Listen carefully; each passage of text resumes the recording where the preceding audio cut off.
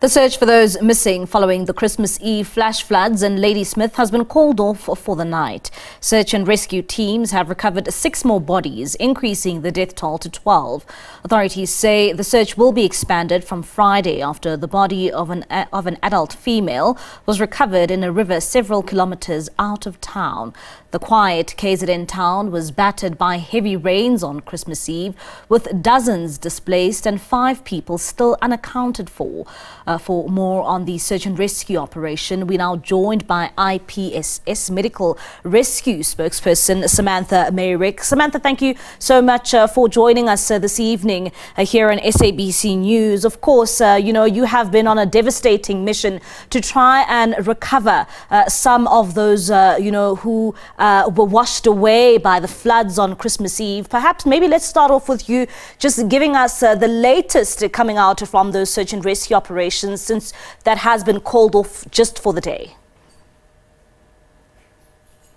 So today, it's very different from the rest of the week, is that we've had a massive response from SABC Search and Rescue and SABC Canine Search and Rescue.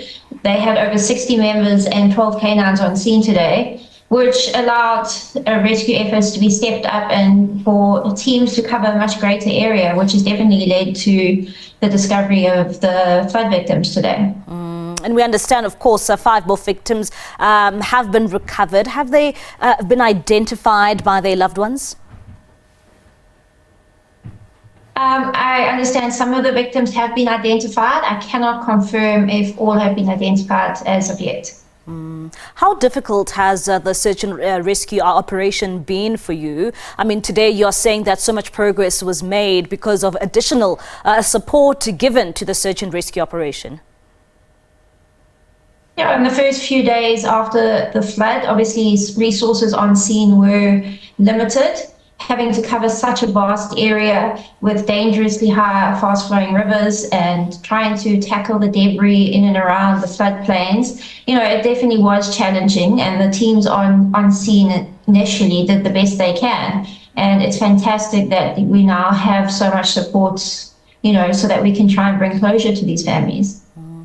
And we do understand that, there are still more victims, who still need to be found. And we understand that this search and rescue operation will be expanded tomorrow. Perhaps just give us a bit of insight when you say it will be expanded. How will this be carried out?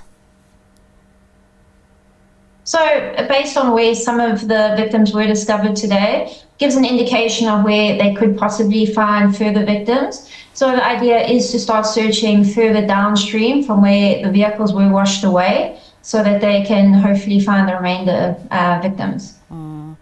And, with these floods, I mean, when you look around the rest of South Africa, it still seems as if, rains are still persisting.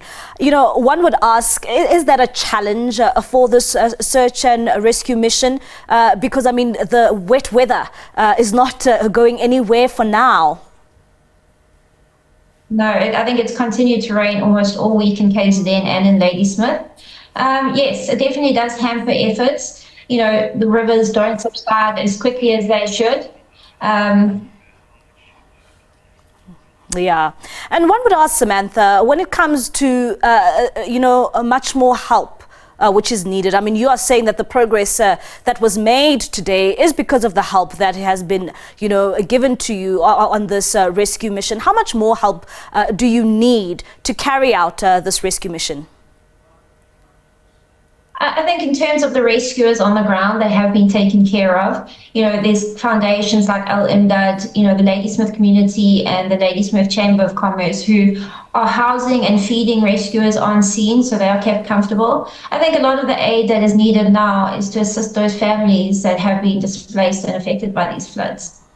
When it comes to community awareness being conducted in that area, one would say that it is one of those areas prone to floods. What work is being done to educate the community when it comes to these weather conditions in your area?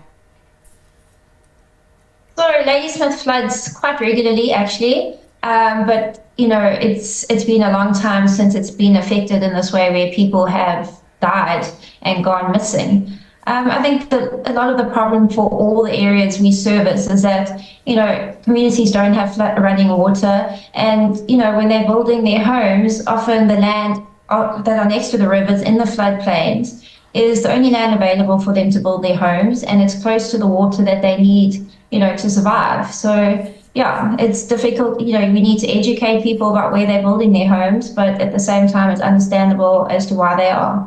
And tomorrow, as you continue on the search operation, what time will those rescuers be getting on this mission to try and recover those victims who are still lost? So teams usually meet between 7 and 8 a.m.